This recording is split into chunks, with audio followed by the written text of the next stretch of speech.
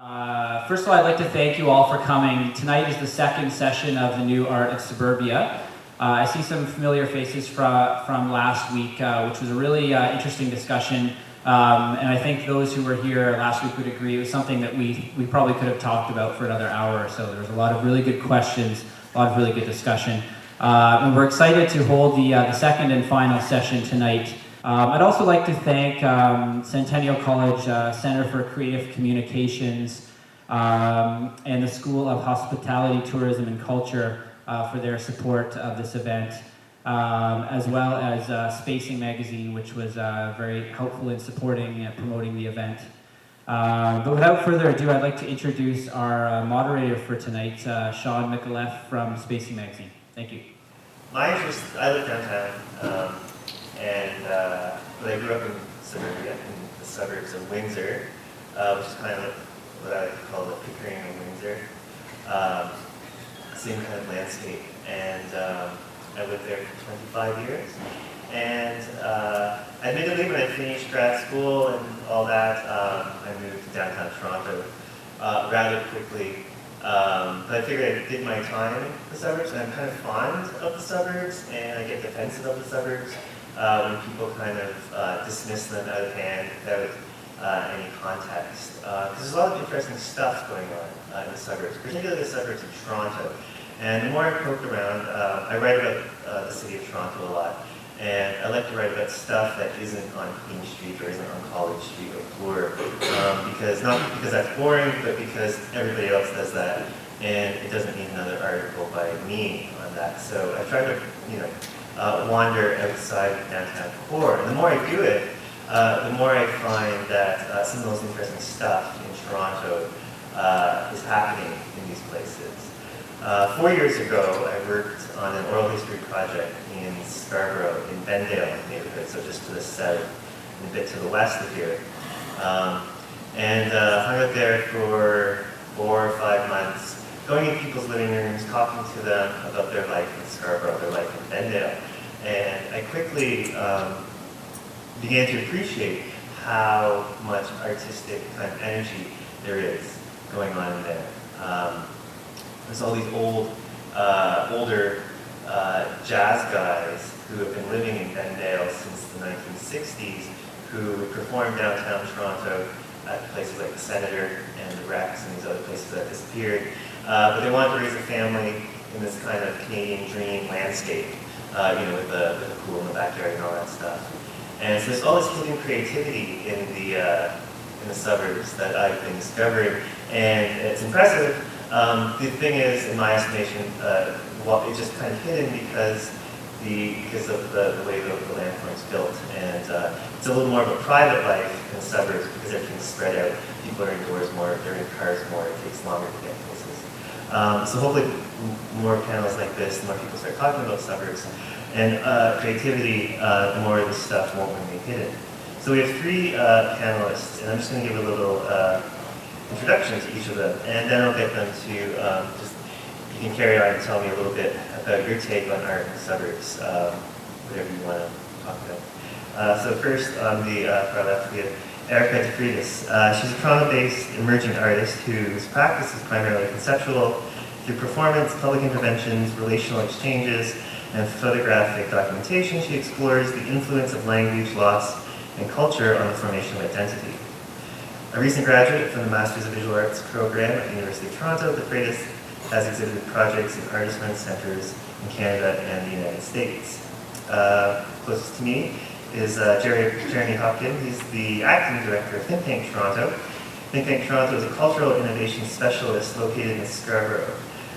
Think Tank Toronto describes itself as such. We want to help creative persons produce, distribute, and present their new ideas to as many people as possible.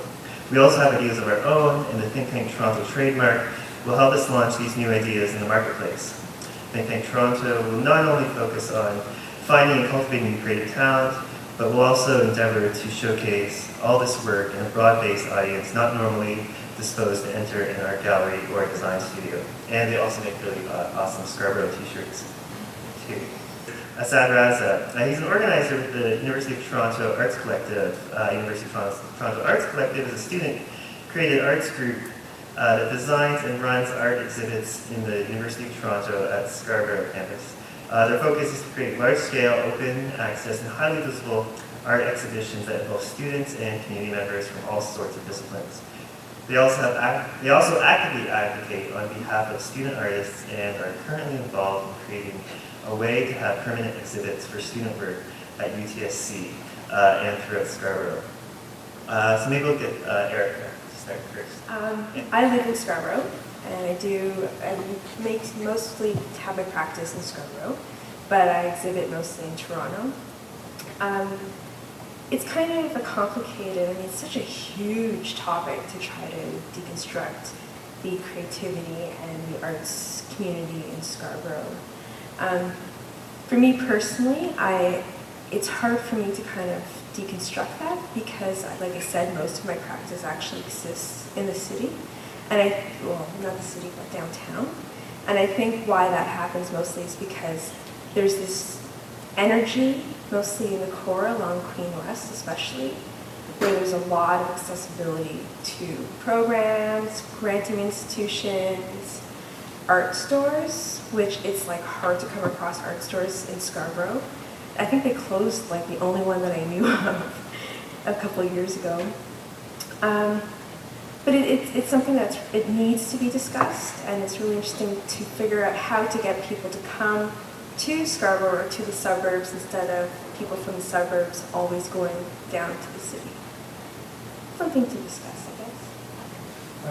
Hi, my name is Asad Raza, and generally I work at the University of Toronto Scarborough campus, which in my opinion is it's an interesting microcosm, almost a distillation of the city of Scarborough itself. If those of you who are aware of the campus, it's largely, the campus is considered a commuter campus where students come in for different sort of programs and generally leave. And just like people in the city of Scarborough, they come, they go to play downtown, they go to work downtown, and they come to sleep and live here.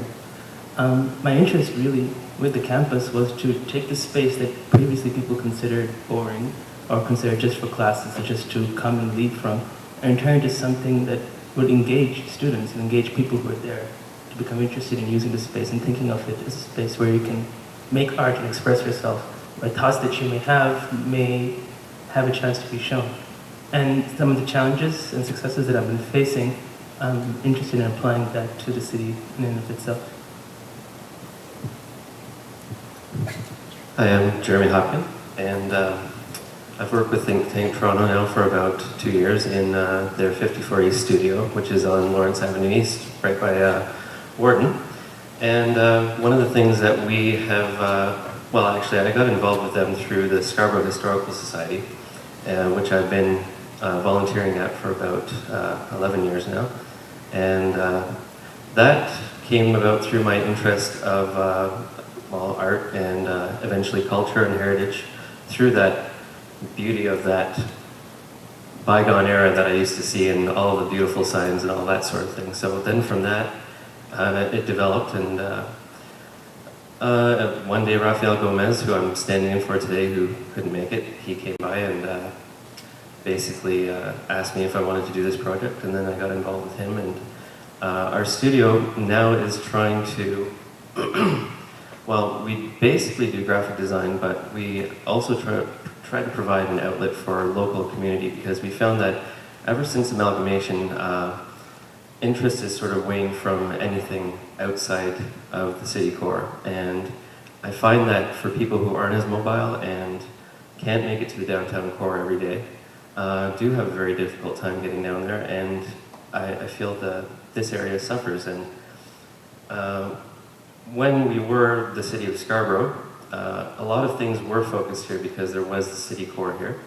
And now things have changed, so it's becoming more of a fight to keep things here and to keep things local. So things like the Guild of All Arts, which was very successful at bringing local talent out, is now abandoned. And well, there are a couple galleries still through the city of Toronto, but it seems like every day it's a little bit more of a fight. So I think now it's not exactly a fight to keep something local, but just to get that interest back again and to get people back into appreciating their community where they are. And that's a little bit of what we're trying to do is bring some of that back and provide a space where local artists could maybe exhibit, or an exhibit that would typically be downtown would actually be in our space. So, and so far it's been very successful, and a lot of other things have come out of that too, but I don't know if I have that much time right now to talk about it, but eventually. One of the things Erica mentioned was the reason that Queen Street works and it's kind of easier to get stuff done there is the density. There's one art gallery, and then there's an art gallery next to it, and there's an art gallery next to it. It becomes a district. It's like that thing where restaurants are more successful if they open up next to another restaurant. It's not competition. It becomes a place to go to eat. So people will just go there to eat, or go to Queen Street to see art. And you can walk down Queen Street on a Thursday night, a traditional art opening night, and see 4 or 5 openings just in a kilometer stretch. How do you overcome the geography and the kind of urban design of a place like Scarborough or any suburb to maybe not replicate it, but to make a physical place that people can feel comfortable or easily get to? I think they think Toronto does it with the storefronts. But are there particular challenges to that? Because it's one storefront in the middle of a normally functioning strip mall.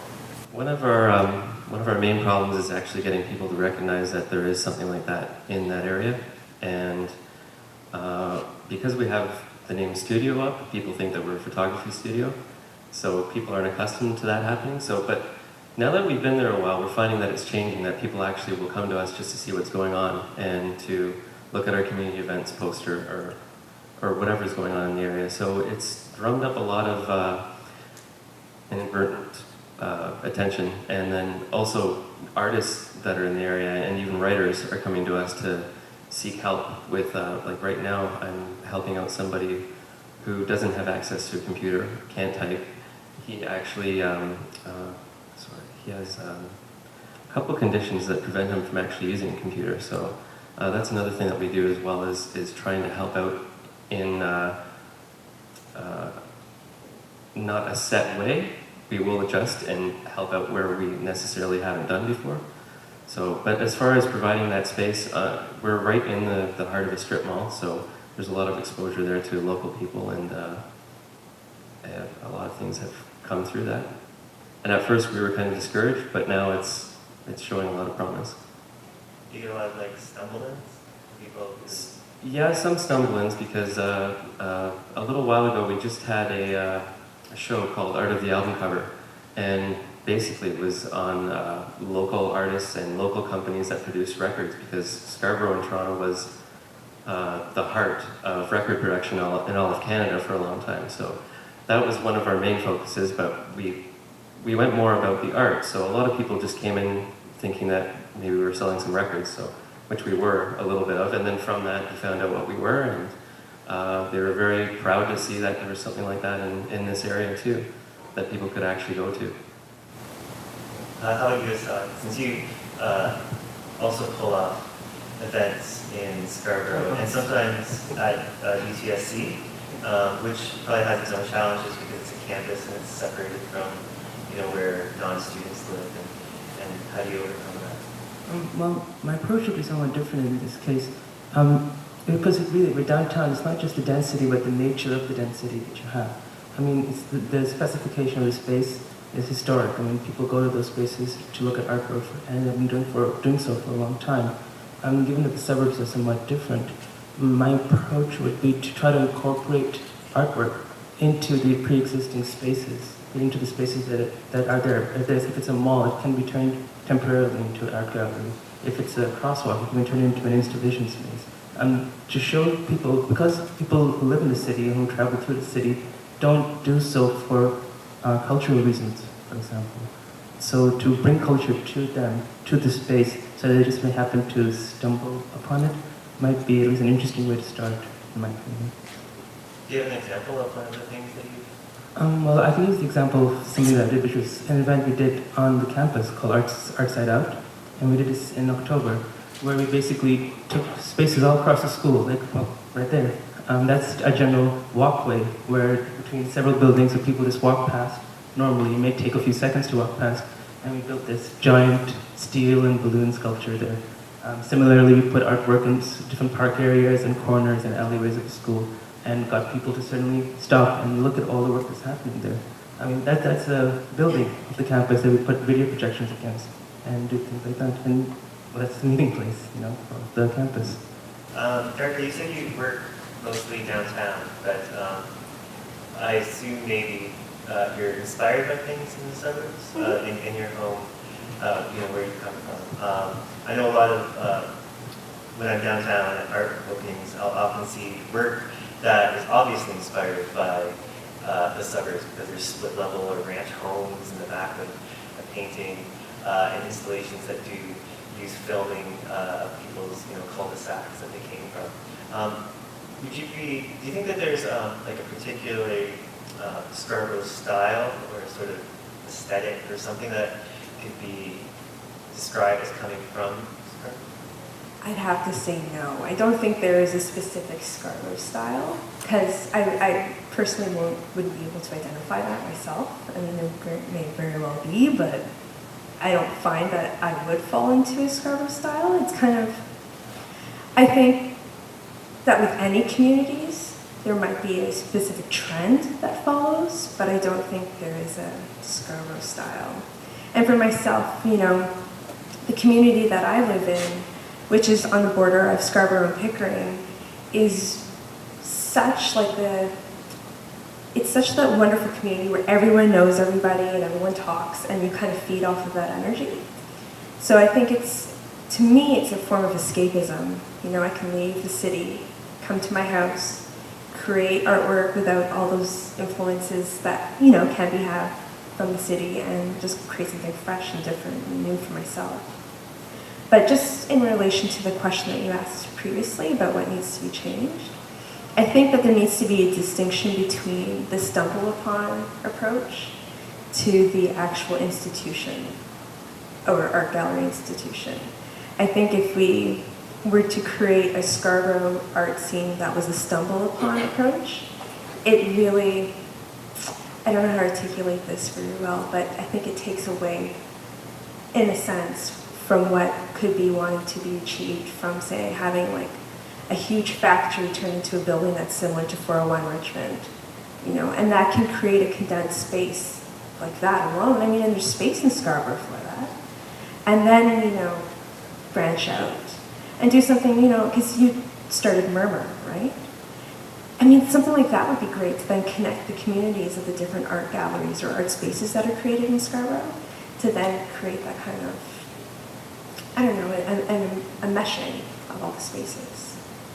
A couple years ago, I wrote an essay in the Utopia series, which is a Coach House Books publication that they did each year. It's called State of the Arts, and it came out in 2006. And I wrote an essay called Art of Suburbia, and I predicted that eventually it might be, like you say, a warehouse full of artists, because artists are slowly being pushed out. They've always been pushed out of neighborhoods from Wellesley, or Bay and Wellesley in the 50s, or sort of Bay and Gerrard in the 50s, to Yorkville, to Queen West, and then Parkdale, and now the Junction, but already getting pushed out of the Junction. So what's left? The suburbs.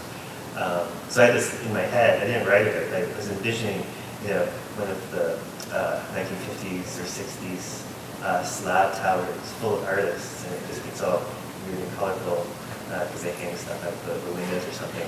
But just to have this kind of factory of creativity. And I don't think it's that far-fetched. No, I don't think it's far-fetched either. I think it's something that's really achievable and really possible, but I think you need the interest, you need the funding, or even something like what's happening in Oakville with the Oakville galleries, how there's three different galleries, and they're throughout Oakville. And they have some really challenging, great contemporary exhibitions that I can't see why you couldn't have something like that in all the other suburbs as well. And, it's also about building awareness within communities about what contemporary art is, and not just contemporary art, but contemporary maybe culture, and having that spread out, which I think starts with the universities and starts with community arts organizations and artists, and spreading that information out. I think it's like, I don't know. If I had money, I would do it. But something that concerns me about your statement here is really the issue of interest. I mean, and Scarborough is a huge city and there's a lot of space there, but really there is no room for these kind of things to happen. I mean, things like 401 Richmond, it seems like it's grown on all the time and there's a lot of support there for things that happen. This community does not have the same level of support for that sort of project, at least in my opinion, at least in my experience, that you would have this a space where you invite artists and the rent is cheap and you can build offices and factories, but will it not just be isolated from other artists and other cultural events that are happening? I mean, eventually, aren't they not just going to go downtown to exhibit their work or share their work with their friends? I think it kind of needs to start somewhere, though. Like, I think if you would have that kind of building and you had that energy, I think it could branch out. Like, you've got to start somewhere. I don't know. I think it could work. Well, the thing that I've been thinking quite a bit ever since I started getting involved in arts projects and managements is really, there is a disparity between what you call contemporary art and contemporary culture and the culture of the city of Scarborough. And how to bridge that disparity, how to make it more inclusive, how to make it that both are aware of each other and both are accepting and understanding of each other is something that shouldn't be disparaged or dismissed. And to create a space that is completely oblivious of what is wanted out of it by the community, it would be sort of disastrous, I think. But that's also assuming that the community has no awareness of what contemporary culture is. I think part of the problem that I find, especially living in the suburbs, is the assumption that because you live in the suburbs, you have a different personality or a different awareness of the world to everyone living downtown. And I think that, I just think that's, I think it's a bias in itself about who lives in Scarborough. I mean, Scarborough has such a wonderful mix of people and cultures that just because there is that mix doesn't mean that the contemporary, I mean, I keep saying contemporary, but whatever that means, isn't enmeshed somewhere in there. You know? I mean, it happens.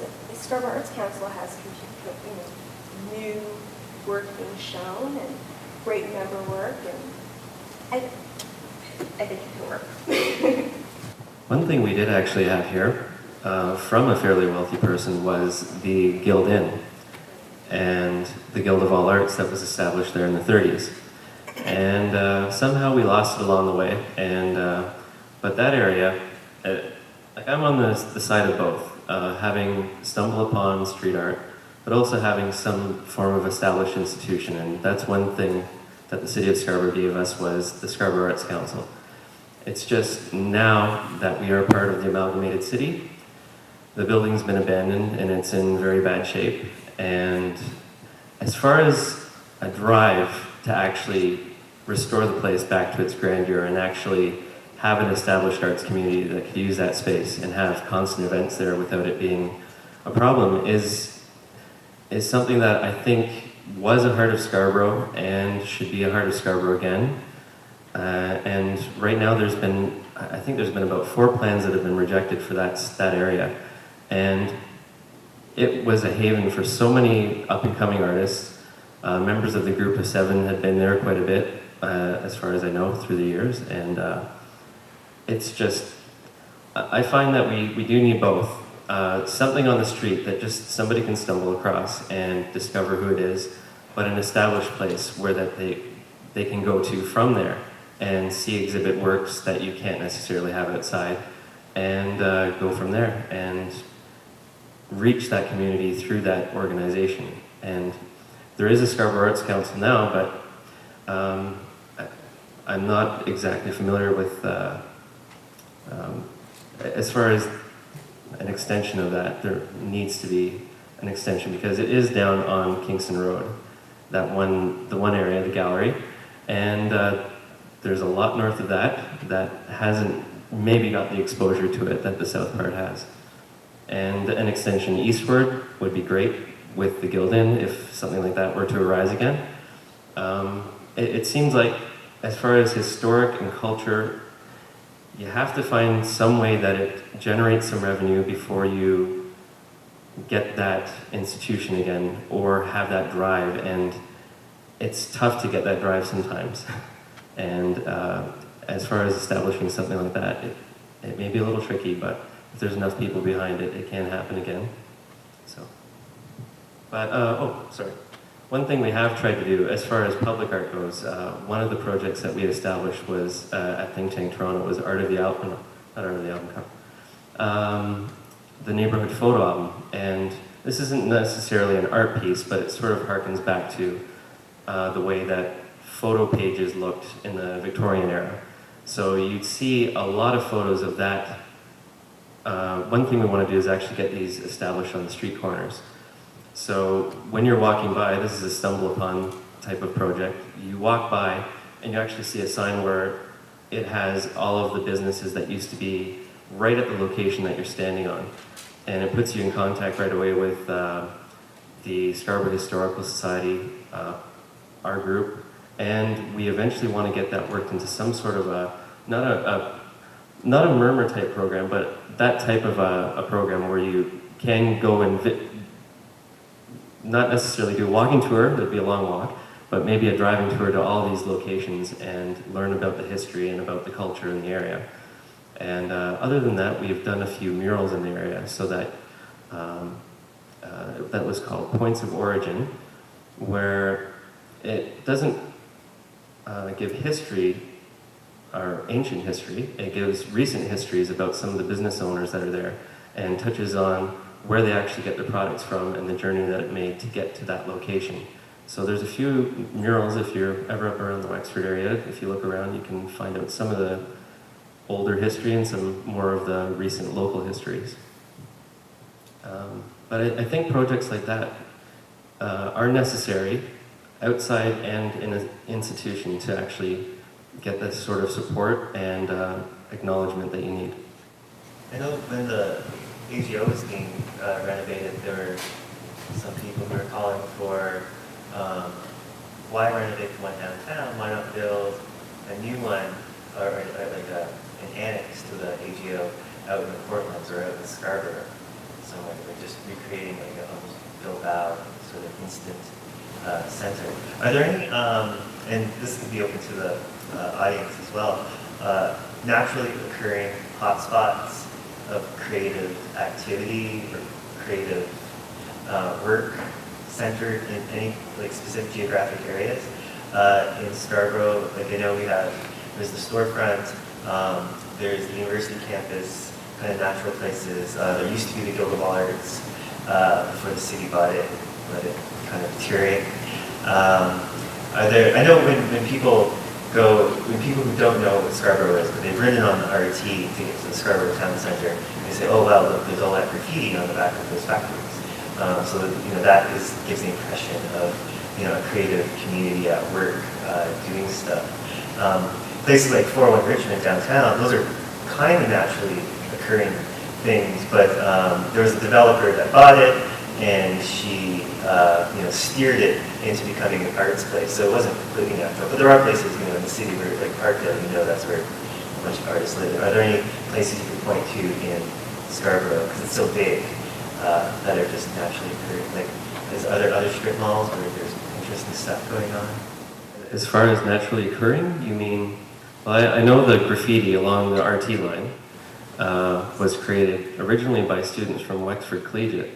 And as far as a naturally occurring hotspot, I'd say that Collegiate is probably the starting point for a lot of it. A lot of young ideas and young minds come out of that place and create things like that. But as far as arts and culture, there is the Juten Gallery that's along Kingston Road, and Kingston Road in that area is a little bit more of an urban type area, and some things have happened, but as far as being a hot spot, no, I couldn't necessarily say. Trying to think of some other areas, but they're not coming off the top of my head. Is just too big of a suck? Is it just like, even places like Hamilton complain about Toronto being, sucking all the energy out of the place, because it's that kind of brain/creative drain. Well, there has been I don't know, a lot of the people that have come out of Scarborough have just gone to the States, really. It hasn't really, and maybe if they did go to Toronto, they performed there or they exhibited there, but there is the United States brain. But as far as Scarborough, no, I don't think, I think the culture that develops out here is unique, but not necessarily so different that it's alienating.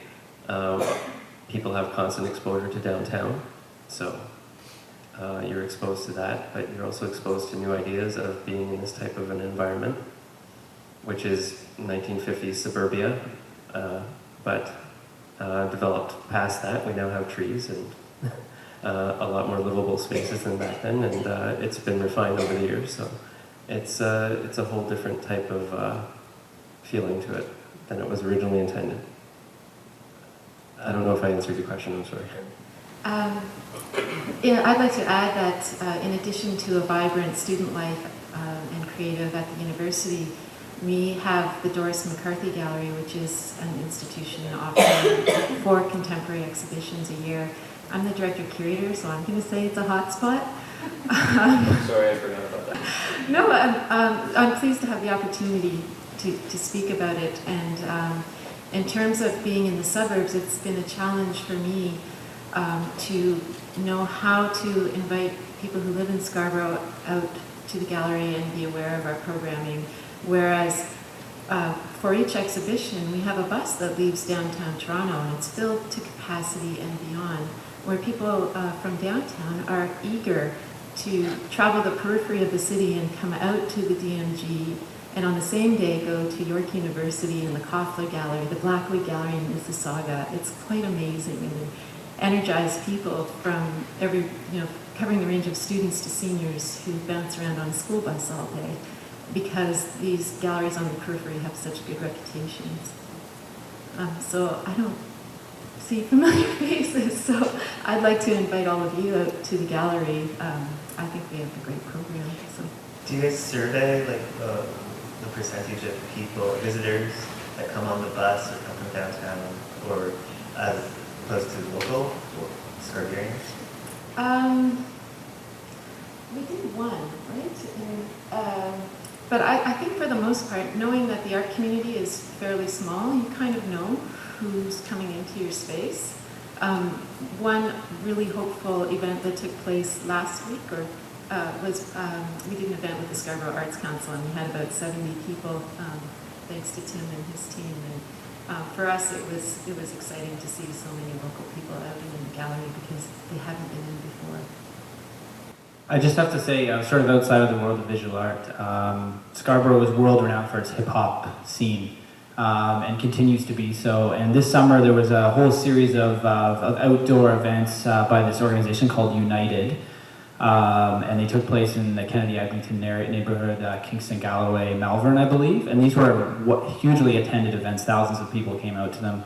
And it's really exciting. And as you know, Cardinal Offishall, and there's quite a lineage of hip-hop artists, which I think is something that is distinctive in Scarborough, and is something that we can kind of point to and say.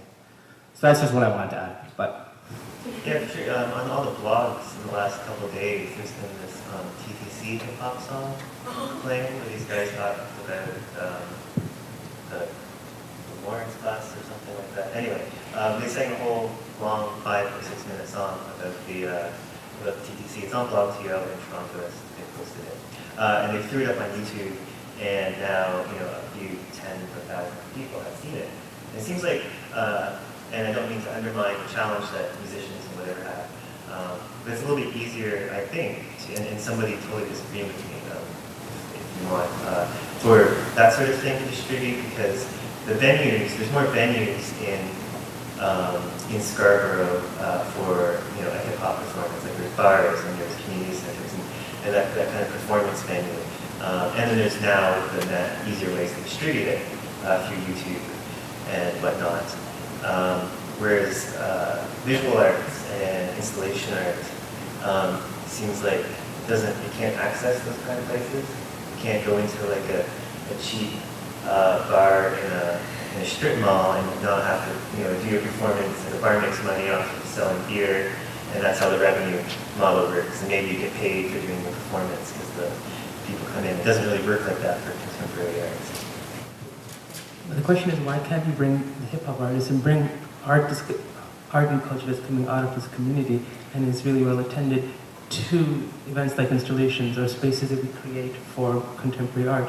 Why do those two things have to be separate? Now, there's a traditional venue for hip-hop music and for musicians, which is largely a result of the economics and the sociology of the space.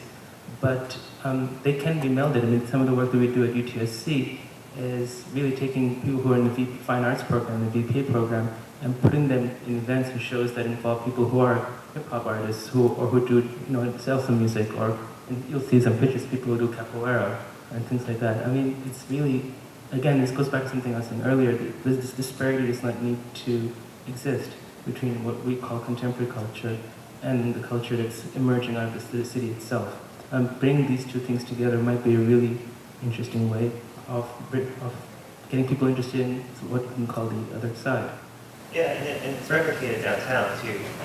Indie bands often play in art gallery settings and go kind of crazy and make a big mess, and then people drink beer and the band stops and people look at the art and do normal artwork. And they sort of seem to get along well, and it works as a sort of, and no one questions the model of those two things coming together. Outside of the university and some of the performances you just mentioned, has there been much of that? Or are the communities still kind of separate, or can you even define things? Not yet, but hopefully I can change something like that. Well, there's other connections into Markham, Pickering. They're very close neighbors, so it's a little bit less of a connection once you get to the northeastern part of Scarborough, because there is still quite a bit of farmland. And as far as a direct communication to those areas, it's a little trickier. But as far as, well, I know as far as culture and history, we do stay in quite a bit of communication with the Scarborough Historical Society, the Pickering Historical Society, Markham. As far as the art scene, I'm not necessarily sure about that, because I'm more on the history side with knowing the communication outside. But do any of you know about this side of the city? I'm not too sure about what happens outside of those connections, but I think what could increase connections would be residencies. And I think that's something that the Scarborough, and maybe I'm not too familiar with a lot of suburban communities, but I think residencies can really foster a good connection with other communities. And again, but that comes to space and funding. Seems like the Toronto Public Library would be a good venue to have artists in residence. Actually, the one thing that I was going to mention too is that I find that a lot of calls that I see that happen in Scarborough or North York are a lot of libraries. And they tend to have calls for exhibitions for artists within the library itself. But that would also be a really good idea for a residency, would be a local library. Last year, the James Walk, Jane Farrell, she's the ED for the event. She was sporting these buttons that said GSA, and it stood for Greater Scarborough Area.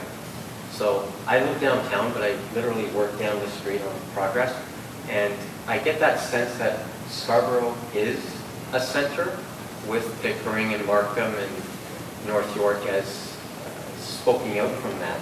So it's not always a downtown and Scarborough is the suburb and we're going into the core. There also is this embryonic undercurrent that Scarborough is the core. And once it's said out loud, then it actually seems very obvious to me. At the end of the school year, they have the big jamboree, and there's like thousands of elementary students at the Scarborough Civic Center. And that one moment every year is a visualization of all of Scarborough for me. And I go there and I just see all these kids having their school, their event. And that reminds me that there is a core, there is a civic center, and it's still a city, amalgamation notwithstanding. I think that's important. You just said visualizing Scarborough. That's, I think, coming from downtown, it's the hardest thing to do. it's hard to get it displayed. Scarborough, if you fold it, it would cover the rest of Toronto and Etobicoke. It's so big. It's really hard, challenging to visualize what is Scarborough. You know? To some people, it's Scarborough Town Centre. To other people, it's the Guild of All Arts, or it's the Bluffs, or it's their aunt's house in Agincourt. It's hard to get that. In Toronto, at large, we're going to suffer from that too, but it's that kind of visual identity, I guess, of it. What is Scarborough to you three? For me, Scarborough is community. I think that's, like, when I think of Scarborough, I think about where I live, and a large part of it is just this great community of people who get together. I'm speaking mostly about the neighborhood that I live in, but, you know, people who get together, people who know each other, people who share, people who communicate. That's, for me, what Scarborough is. It is also distance and traveling and Scarborough Town Centre, but that's To me, I think it's generally these, well, I picture lots of quiet, long streets, empty streets. In fact, I remember I was living in downtown for a long period, and I came up here and I actually was walking around Scarborough and I was shocked at how long I can walk on the pavement without encountering another person, and I thought it was quite interesting. But I mean, aside from that, aside from just being a space where people live, it's also an enormous resource. So many of the companies that artists are actively interested in and look for supplies, whether it's sound equipment or light equipment or steel products or foam or paper, are all centered around this community, around this city. And to me, this is both a really interesting resource for artists and for people, for culture in general. I mean, there are sound companies that apply events downtown that are all based around this city and are centered around here. So when I think of the city, I see it as a place to go to look for material, look for stuff, and look for things. I think so many downtown Toronto artists have stories of driving out to Scarborough and North York to a nondescript strip mall to find stuff. There totally is the kind of stuff that you know that comes from here. It hangs out in warehouses out here. Jerry? Well, for me, I've lived in Scarborough for about, 31 years now, ever since I was born. And it's going through a lot of changes right now. So for what it was for me a few years ago has changed quite a bit recently.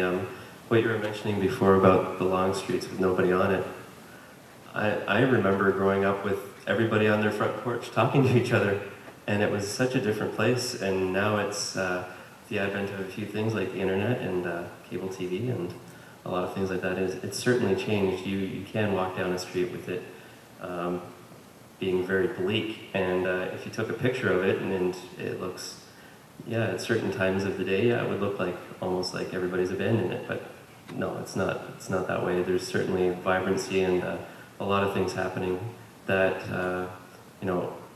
behind those doors and in those neighborhoods that people don't really necessarily see all the time. So for me, it's going through changes, and since I'm involved in the Scarborough Historical Society, for me it's a constant fight to save some of the nicer things that are out here that we did set up for ourselves, and basically wanted for the future in this area. So I guess that's what it is mainly for me, but there's a lot of other things.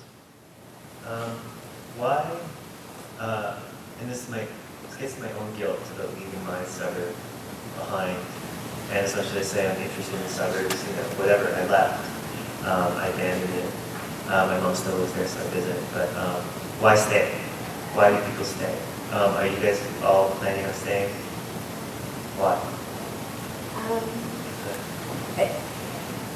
I think for me, because I think I mentioned earlier that it was my way of escaping what I like to think of as the madness of the city and coming away. And I don't often bump into people that I see all the time from work, or because I'm also a teacher, so I don't bump into my students as well. I'm out in Scarborough where I live, and there's just something really beautiful about it. I live right across from the lake, and I don't get that. And I know this is going to sound a little weird, but in the summertime, right when I get out of the car and I get into the neighborhood where I live, the air smells different.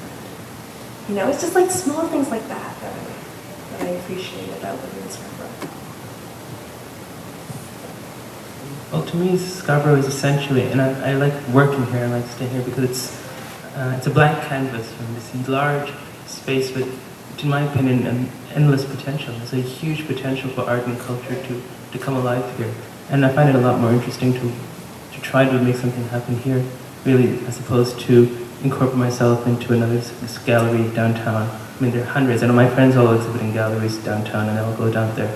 And that's interesting, and I do go to those events, but there's something about this space and its characteristics that I'm really interested in, and I want to work into it. Well, as far as moving from here, I haven't exactly thought about it recently, but if I ever did, I'd always have some kind of a connection to here, and just like you, I miss it in certain ways and defend it in certain ways. And but as far as leaving, no, I haven't really given any thought to it so far. Maybe the buildings are. Jim Jacobs had this great line: cities need old buildings because old buildings are the ones that get repurposed into 401 Richmonds, and that's where the creative production happens. Maybe Scarborough is just getting old enough now. It's only been 50 years, and now these buildings are ready to be repurposed. Yeah.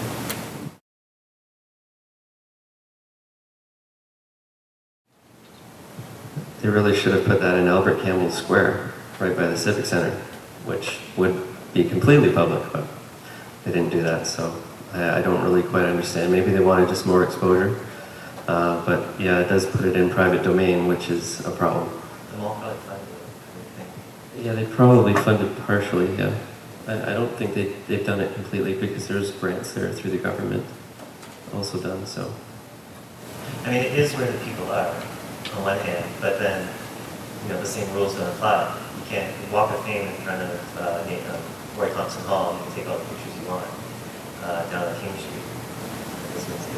The Windsor, the art gallery of Windsor, which was downtown, closed in 1995, and it became the casino to everyone's kind of horror, the temporary casino, while they were building a real casino. And the art gallery moved to the mall, the big mall where I go now when I go back home, and it took over the old Marks and Spencer. And the art gallery of Windsor's numbers went through the roof, and they had more people coming to the museum or to the gallery than ever before. Museums and galleries from all over the place were coming to see what did Windsor do. So it stopped being this kind of horrific thing. It became, wow, a really interesting experiment. But they're back downtown, and through casino money, they have this wonderful riverfront building looking over at Detroit. And whenever I go back and go to the gallery, there's never anybody in my way when I want to see a painting. It's always nice and empty. It's back to normal, kind of. If there's a way to kind of combine where the people are physically with that natural way good stuff happens.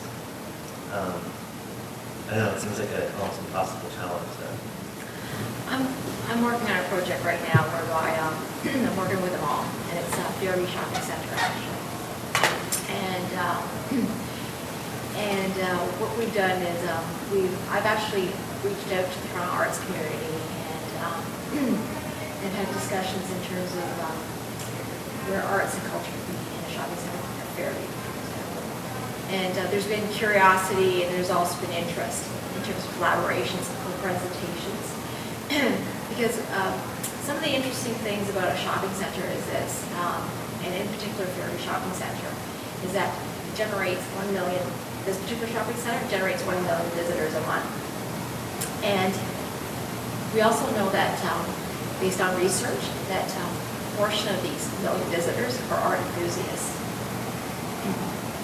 So those figures are very interesting, actually. And so as a result of this, I'm working with Fairview, and what we've done as to kick off this art series, or this art initiative, is that we've actually commissioned Toronto artist by the name of Lila Rye, and she's developed a video art installation, and I invite you to go and check it out.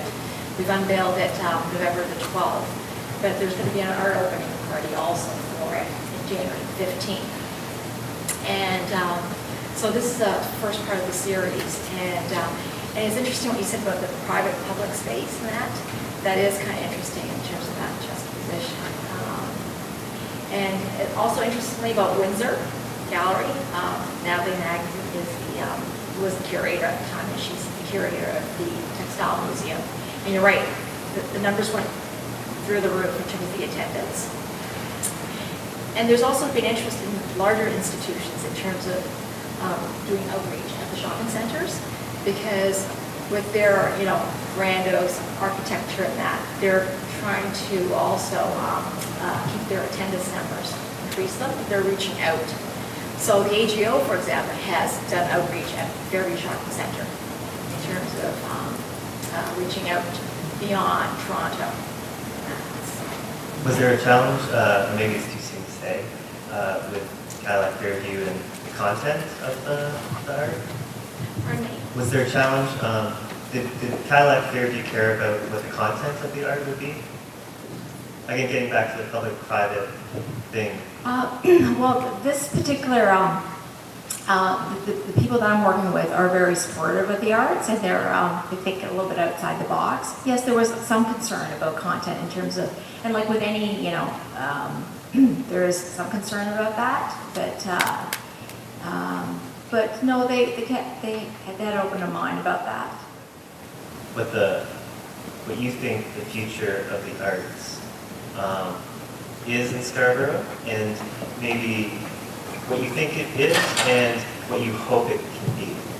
And you mentioned a bit of this already, Eric. You talked about your converted factory, giant something space.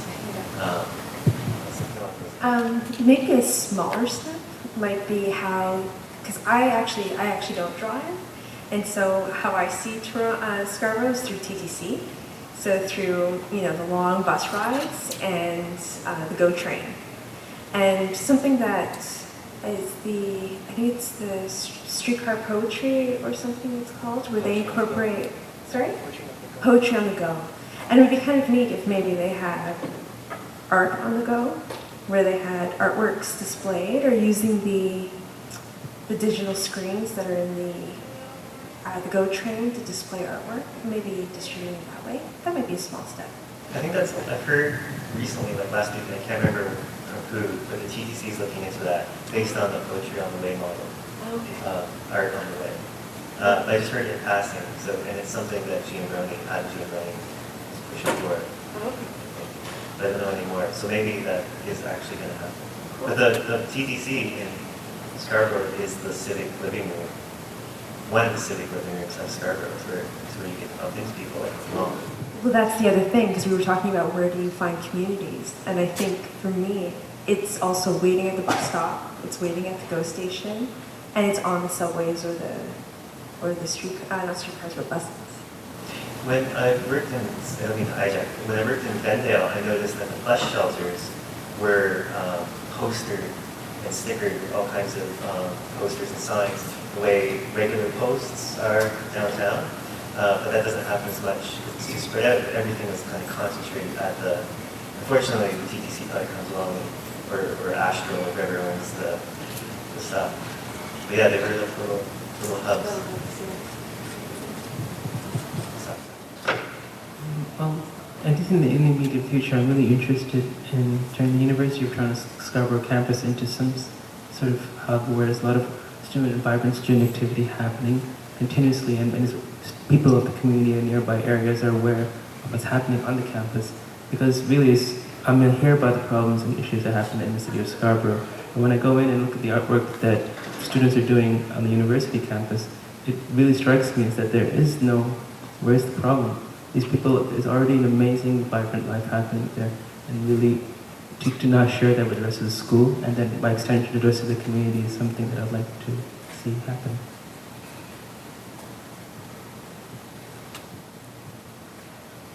Well, with recent economic issues happening all across the world, I could see it being a bit of a fight, but as far as art's thriving, I don't think it will ever stop. There are artists that will scrounge their last dime to paint something or to put on a performance or whatever. So, And I think Scarborough for years has harbored that community and will into the future, and I look very forward to seeing what happens. Apart from more money, which everyone wants, Oh yeah. Is there one thing that could happen, and this to anybody, one pet thing that you wish could happen in Scarborough to make more arts? More support, just as on a whole, just to possibly drop any preconceived ideas of how it will be out here and not think of it as being that much different than downtown, but I don't know, stand behind the fact that there are those differences and nourish them from city councilors, from people in the downtown core, as far as that goes, and also lend an open ear to the people that are out here. That's what I really want to happen, because you'll get a lot of nods from a lot of people, but as far as an actual support draw, it's a lot tougher. So that's one thing I'd like to see.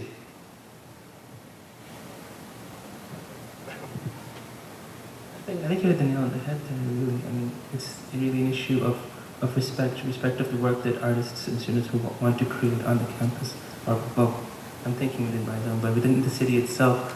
There's something that often, I've been thinking about art in cities and circles for a long time, and it's like this small country fair aspect that happens to art, where certain kinds of artwork, sort of old, preconceived, very specialized kind of work is considered acceptable, but things that might be challenging or things that might be beyond the normal cultural norm of the society are not so acceptable. And to create a support and a respect for that sort of work would be something very useful. I think it would be cool if artists who do interventions downtown kind of broadened their borders and infiltrated Scarborough and the suburbs and did their small interventions without needing to be noticed or have media there, and just have these interventions happen and let people come across them. I think that would be cool. That'll all kind of, have the artist exchange from Scarborough to Toronto, Toronto to Scarborough. Do you think if we launch eventually, I assume there'll be eventually made a zone in Scarborough, do you think it would work? Hi, my name is Himi Sayed. Actually, I mentioned this to Jeremy a few weeks ago. I've been working, reaching out to a lot of groups, not just artist groups, but community groups, politicians, business people throughout Scarborough for about 1.5 years. And we're trying to have, it'll be called Nuit Rouge, and we're aiming for 2010. But if we can do basically a single zone, all-night Scarborough arts event in a Scarborough way, not like taking downtown and doing it, just sort of bringing it up here. And that's, we might, if possible, have a very scaled-down grassroots version in spring in a few months, like the next 6 months. So I need all of your help and support, so please come and see me. Nuit Rouge, Rouge, of course, it's on the Rouge Valley part of Scarborough. It's RC and Tower, if I can say that. And also Rouge Blanche, playing on that. So, Sean, hopefully that answers your question. This was mentioned last session, but it was kind of an interesting comment, and that is, are the granting programs and the structure of the grants really geared towards art making in inner suburban communities, and how do, in other words, the sort of structure that exists to support artists right now is of a certain type. And is it really responding to the realities of artists and youth and young artists, emerging artists in different parts of Scarborough, Kennedy, Edmonton, Malvern, or Wexford, or what have you. So it's also a strategic thing as well. And the Ontario Arts Council was here last week, and that's something that they are also pushing more towards, is to make their granting programs more responsive to sort of the realities of different communities, other than sort of that downtown model. So, and that's something that I think should change as well.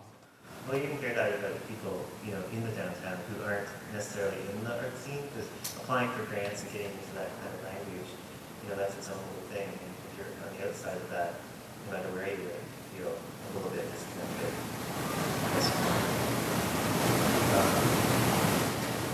I get it. I think for me, the only thing that's missing from the conversation is thinking about the participant.